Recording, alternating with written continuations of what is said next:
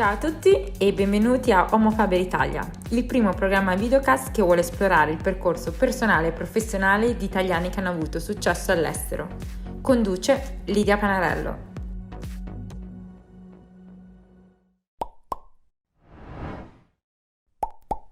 Welcome to a new episode of Homo Faber Italia, the first videocast which aims to explore personal and professional paths of successful Italians who made a career abroad. Today, we're very pleased to have with us Raffaella Sadun, economist and professor of business administration in the strategy unit at Harvard Business School. Professor Sadun's research focuses on managerial and organizational drivers of productivity and growth in both the private and public sector. Professor Sadun has achieved a very remarkable academic career by working in the world's most renowned universities. She started her career at the Center of Economic Performance at the London School of Economics. And since 2009, Professor Sadun has been working at the Harvard Business School, first as an assistant professor, then as an associate professor, and finally as a full tenure professor in the Harvard Business School. During this time, she also gave lectures at the Massachusetts Institute of Technology. Professor Sadun has also had the great honor to serve in Italy's task force for handling the country for the pandemic phase 2. And for this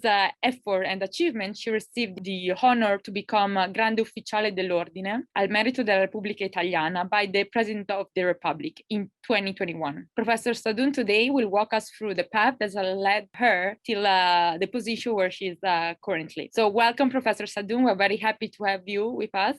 How are you and where are you? Okay. Well, first of all, thank you for having me. I'm well, thank you. I'm in Brookline in Boston. Professor Sadun, tell us what does your research at the moment focuses on, and what does it entail to be a professor in the world's most renowned business school? So research-wise, I would say two things I'm quite busy with. One, I am very interested, as you were saying before, in how management can help organizations from a micro and a macro perspective. And right now, I have a new project that is mapping the quality of management practices across a very large sample of US hospitals. And I'm very excited about this project because it's a partnership with the US Census. So it's the first time that we are able to get really, widespread information on, and at such a topical time as COVID, on the organization of US hospitals. And another project is actually based on in Italy, and it's also related to COVID. It's a cooperation with Alexia Delfino, who is a professor in Bocconi, and we are trying to see how technology can help people who have recently lost their jobs quickly find a new occupation. So both quite early stage, but I'm very excited about both. What does it entail to be professor at Harvard Business? Yes, it's fantastic. Yeah. Personally, I think it's something that I would have not forecasted if you had asked me, when I was studying in Italy. I did all my undergrad studies in Italy. It's really amazing. And there are two things about HBS that are quite remarkable. Similar to other US institutions, it's this preeminence that is given to research. And so as long as you have a good research question or, something that is innovative, you see a lot of resources available to you. And it's really a wonderful experience. HBS has this very specific angle on trying to you sort of get it being, it's in the air. Research has a very practical angle. And so they are very willing to back good research, but it's even better if that research has some sort of immediate impact in reality, be it firms or people. And so it's this confluence of doing academic research that has some chance of having,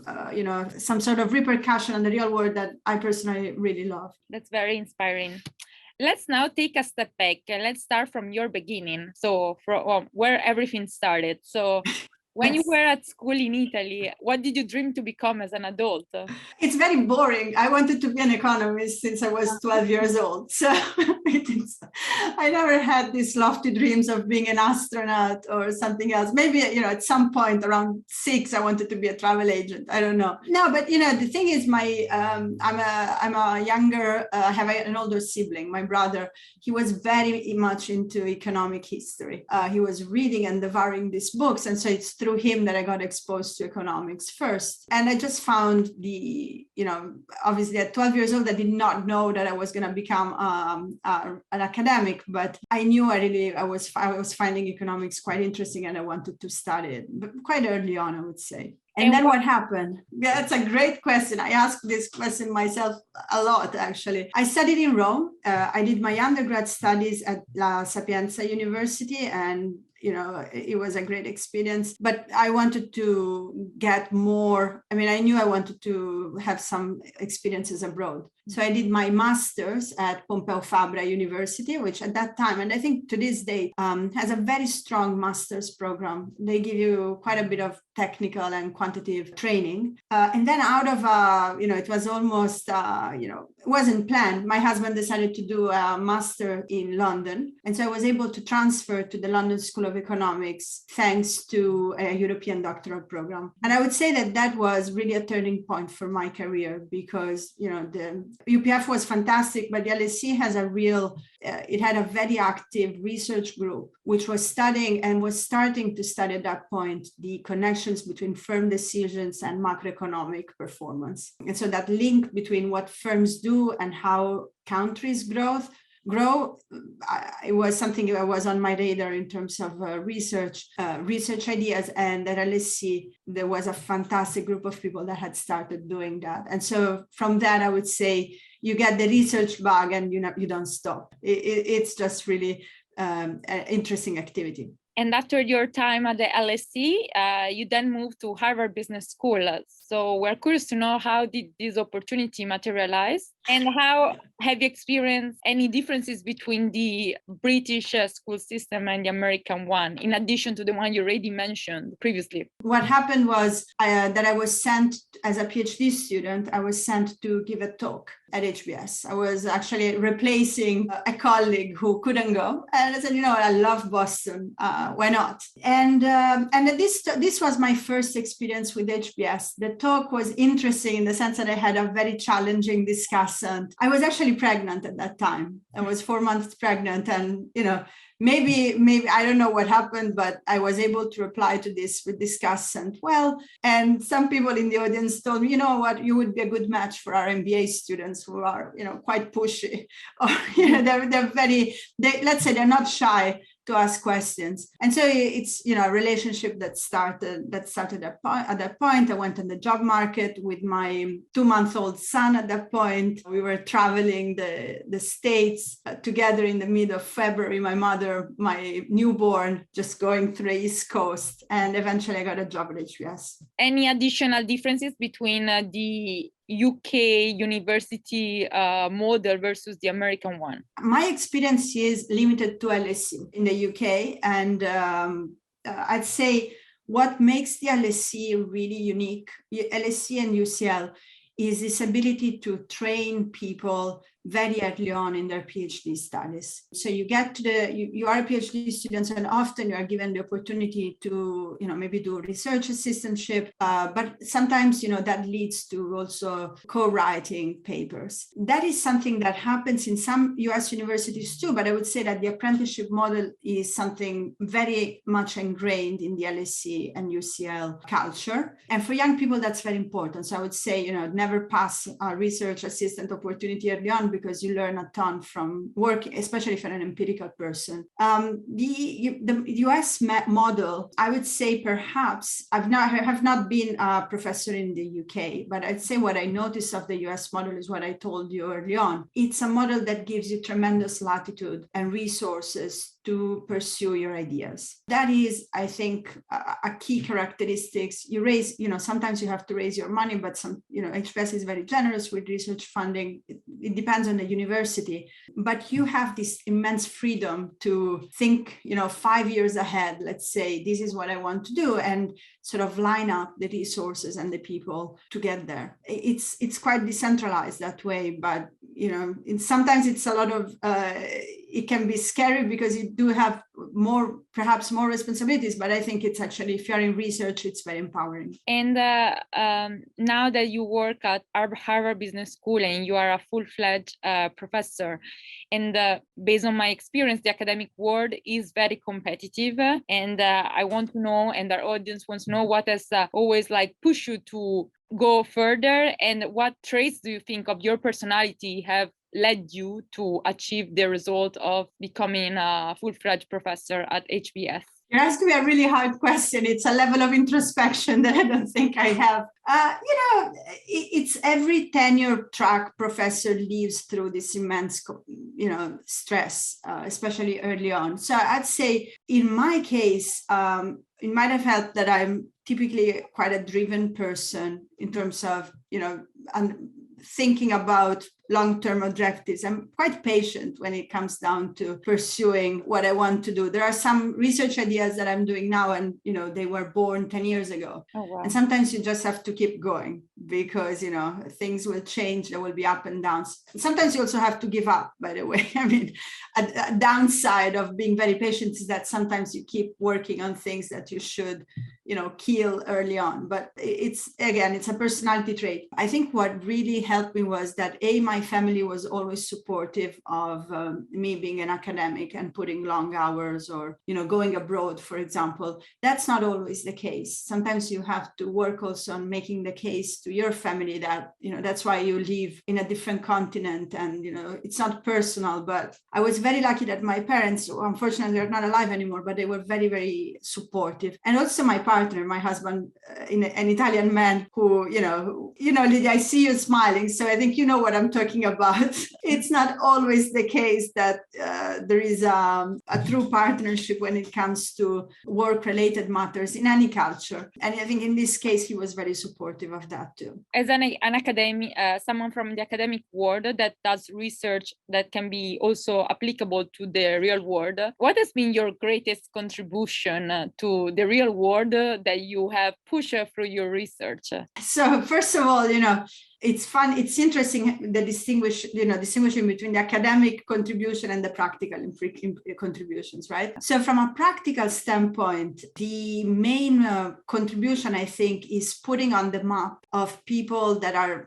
working on, leadership positions, executive positions, this idea that you should not neglect the organization. I mean, the implementation side of what you do. And this is, something that I think that there is a tendency, I teach strategy, and there is a tendency in this sort of C-suite or managerial training to give a ton of prominence to the design of the strategy. Mm-hmm. Think about the three things that are going to differentiate you, and much less about the implementation. It turns out that organizations are actually differentiated on their ability to actually implement a strategy. And the second point is that the implementation capabilities depend very much on the nature of the actions and the communication, the decisions that are made by top executives. So for me, the biggest ambition in this practical domain is to bring together the strategic and the organizational side of what executives do. And,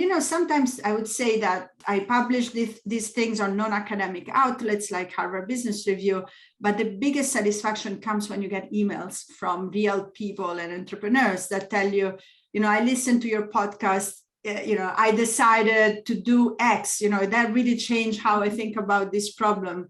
I teach entrepreneurs and family managers, and that is the type of one-on-one conversation that I think signals that there has been some effective communication. Yeah, I also noticed in my job that the implementation component, the execution component, is the most difficult one. So, given your experience in this area of research and your outstanding results so far, you have been selected to join the Italy's task force for handling the phase 2 of the pandemic in order to get the country back on track after the emergency phase. First of all, we want to know, how did you feel once you learned that you were nominated for this role? Total surprise. I mean, to a point that I got this voice message from Prime Minister Conte, and I thought it was my brother just making fun of me. Really?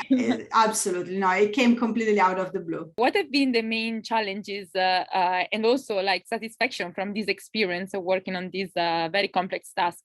Look, it's been overall a very positive experience. The challenges were, I think, identifying, the areas where you could really have some practical advice, because I think that the ambition of this task force was always very pragmatic from the very beginning, and there are certain things that technicians can advise on, and there are certain things that are political in nature or very ambitious. And so as we've seen in these first few months of Draghi's action, he's really tackling these big reforms of the the judicial system, the competition systems, and so forth. And those were things that, recommendations that we could make, and we did make in some part from a broader perspective, but really not something where you just suggest, practical or tactical advice.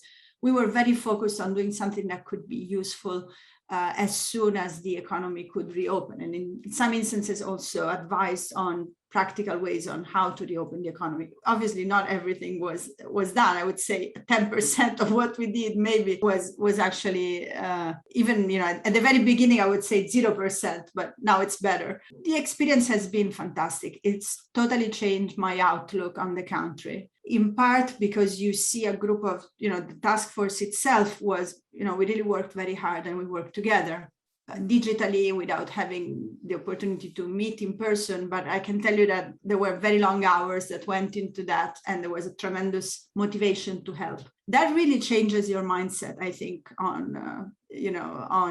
makes this idea that things could be different much more real. And I think in general also, at a time in which we were all sort of hidden in our houses and blocked by the lockdowns and so forth, it was also a lifeline, right? To be able to spend your time thinking about these very potentially useful activities rather than, publishing the next paper that 5 people are going to read. And so I think it's shifted my attention much more towards the practical side of research, even more practical than what it was before. Well, congratulations again on your role in this task force and on behalf of all Italians that have followed, your developments. What would you advise someone, a young Italian who is keen to come into the academic world and studies in Italy? Yeah. So look, I think that what I discovered is really the importance of mentors. And so I think sometimes, when you start off, you don't really have a good sense of what a good mentor is, but there are some signs that you should be keeping track of. Is the relationship one where you're actually learning, or, is the working relationship? Do you feel like you can actually contribute to the ideas that you're being, let's say, in a research assistant positions and so forth. And so I think it's really important to have your eyes wide open in trying to understand who has a track record of good mentorship.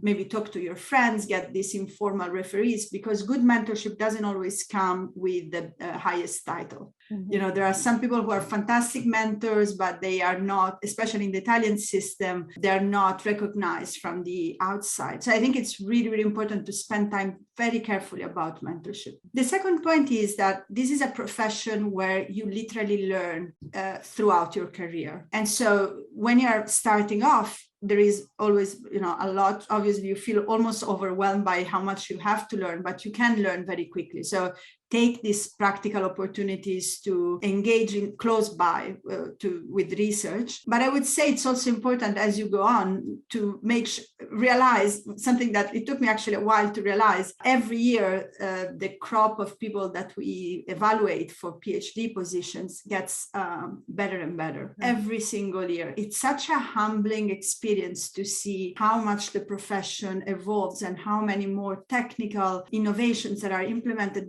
really early on are brought by even PhD candidates, even before the PhD. And so I think this is important in 2 ways. The first one is be ready to be humbled, because that's going to happen throughout the career, but also try to get really deep technical expertise if you can. So I'm talking about my field of economics, applied economics. Sometimes I think this aspect of training is neglected. It's really, really important to be up to speed with your technical training so that you can build on it. it for your future. And from these mentors that you had throughout your academic career, what advice was for you the most valuable one? Yeah, I think the one of the first people I had as a mentor at Pompeu Fabra was Xavier Saleh-Martin, and actually we never spoke after that. He he's a growth economist, and I remember this. I had written a short paper on a topic for my master thesis. And one of these predatory journals came and asked me if I wanted to publish it. And I had no idea. So I thought, wow, somebody's asking me to publish my thing. It must be good. And his email was a one-line email, which was shoot for the stars, which was basically telling me something that I had not quite realized, that I could shoot for the stars. And, you should sort of be ambitious that way. And again, this is a mentor that I didn't work with him at all in terms of research. I worked with much more with other people. But receiving this message early on, I think was, he actually did change my mind on this. And I think young people have to remind that you should always sort of shoot for the stars. Yeah, I think this is something that, especially in Italy, we're not very much used to dream so big versus in the US. I think this is much more common. So it's something that our younger audience, especially the one from Italy, should try to incorporate in their mindset.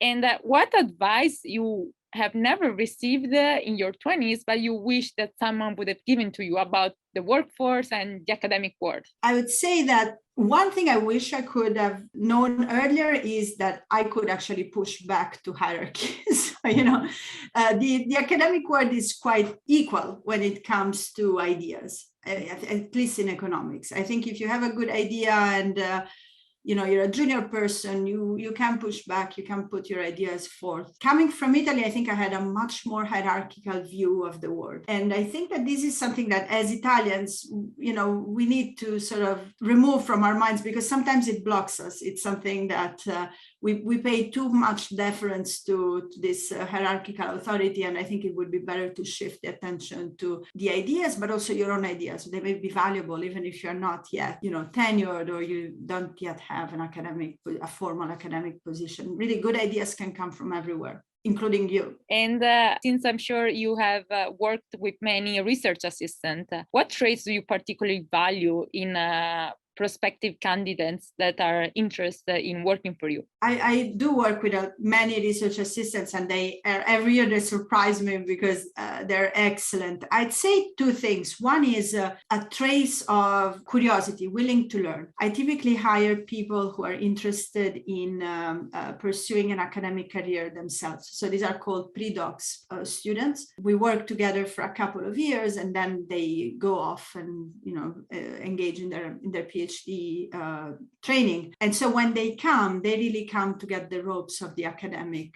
What does it mean to be involved in a paper from the beginning to the end? So willingness to learn is super important. Complete absence of arrogance, I would say, is my top in my top three. But also, and this is where I think this makes a difference, you need to be able to engage with the literature in autonomy. So if we are working on something together and it's a big topic, I think that some people are great at going out for themselves, getting the papers and finding, reading the literature and having their own sense of the literature, and then going and implementing some ideas on their own.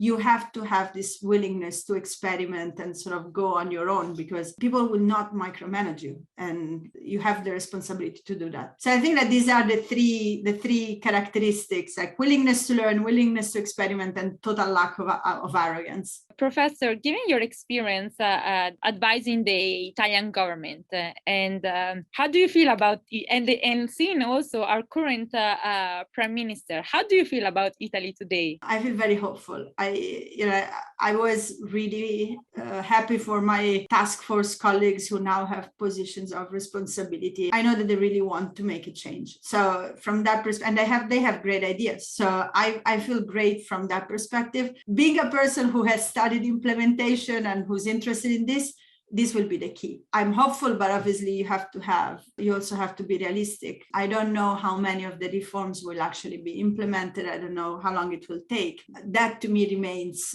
something that, where I hope a lot of effort will be put. How do you actually move this gigantic bureaucratic machine to do things and not to focus just on the normative aspects, but actually change how things are done. And Professor, you are a great academic. You had a great opportunity even with the Italian government. You're a wife and a mother. So my question for you is, can you have it all? And if so, how? I don't know. Look, I think it's, two things. One is, can you have it all? There is always a trade-off, right? I am super happy. I don't think I would be here if I didn't have my kids early on. They give you a rhythm of life. They allow you to, understand that there is a bigger picture, even when you have a rejection. Let's say, if you have to deal with kids or with other real life issues, academia, I think, becomes more bearable because it's really, at the end of the day, it doesn't matter. There are other things that matter. There is also quite a bit of, I think, sacrifice in living abroad. And as I said, unfortunately, my biggest regret is I wasn't there when my parents were sick. And they eventually, that the distance really was quite heavy. You can have it all as long as you are not going to punish yourself constantly if things don't go exactly how you wanted them to be. I think that's the key. And also if you're willing to ask for help, and help can take many different forms, but I think it's important to understand that you're not going to be able to manage multiple and sometimes conflicting objectives unless you create your own network of support. I'm taking notes. Thanks. Yes, and choose a good partner. I think that's the key. Professor Sadun, we're about to conclude our interview, and as with the previous guests of this show, I have a lightning round for you. So, okay. In spite of the numerous years you lived abroad, especially in Anglo-Saxon world, do you have a stereotypical Italian habit trait that you still keep very firm as of today? And if so, which one? I'm very superstitious. Okay. Professor Sadun, on behalf of Homo Faber Italia, I want to thank you very much for the availability to have this chat. And I very much hope that our audience can learn from your experience and from the messages that you have provided with us. So thank you very much, and good luck on your research and the new academic year at Harvard Business School. Thank you. Thank you very much for having me. Thank you, Lydia.